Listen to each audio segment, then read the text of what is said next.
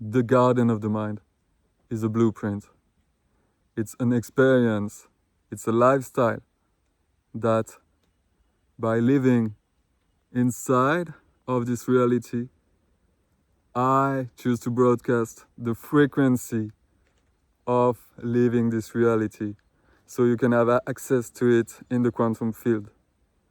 This could be a bit weird, but since we are all connected, we all share information and experiences and feelings. And I'm sharing those feelings with my music, and I'm sharing the experience with my content.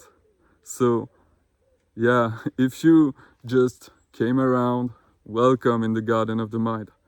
It's an intersection between the concept of gardening the land for sustenance and biodiversity preservation, and gardening the mind, gardening the spirit, gardening the land, gardening the mind.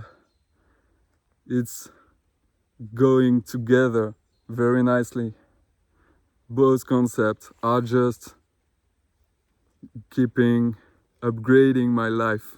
So by doing this, I hope that you can have access to those great feelings and purpose that I am living right now.